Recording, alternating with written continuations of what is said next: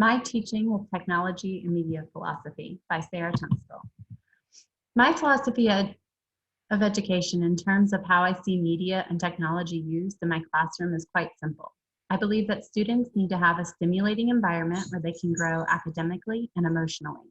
I plan to do this by creating a challenging technology-based curriculum tailored to students' interests and needs. I feel one of my main responsibilities is to lead by example and show my students how to properly use the technology available to them.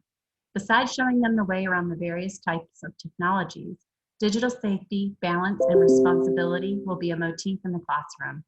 I'll be sure to incorporate technology that is interactive, collaborative, and uses critical thinking skills in my everyday curriculum. I believe our teaching philosophy is very dependent on who we are as a person. For me, this was very much influenced by my upbringing. Growing up an Army brat in the 80s with very active parents, I was always outdoors. We never had cable in our home and much less the internet.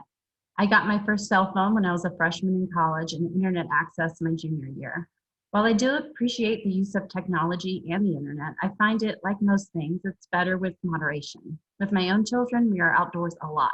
And some may say I'm a bit of a prude when it comes to allowing screen time. I didn't let my kids have a gaming device until the pandemic hit, and I held out until the summer.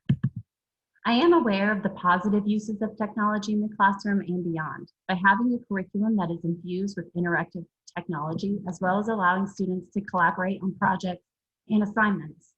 Curriculum should be customizable to each student rather than a one-size-fits-all. Students will be more receptive to material that way. I plan to teach my students to be independent with the ability to find the answers on their own, with the main goal being to teach students how to use all of their resources, technological or not. Despite what my high school math teacher said, most of us do have calculators in our pockets now. I would like to add that I'm also aware that not every child has access to the internet or devices at home, so I'll be sure to find alternatives if needed. I myself feel that I'm somewhat tech savvy, but I'm sure many of my students will be able to get around programs better and faster than me, which means for me that I'll need to stay on top of the game.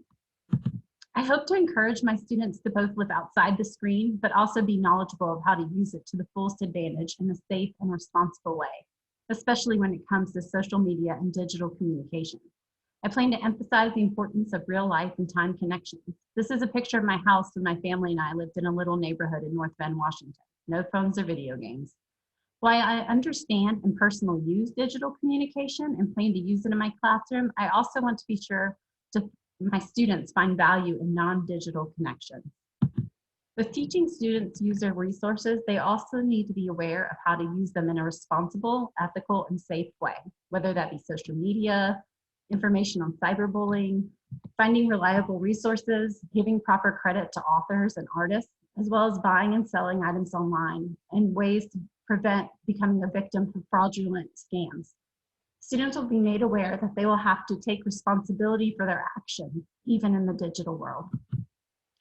In short, my philosophy in the classroom in terms of technology and media is to provide a stimulating environment, teach my students to use the technology available to us in a productive way that stimulates their brains, and also inspire them to balance technology with nature, to look up from their screens and enjoy the world around them.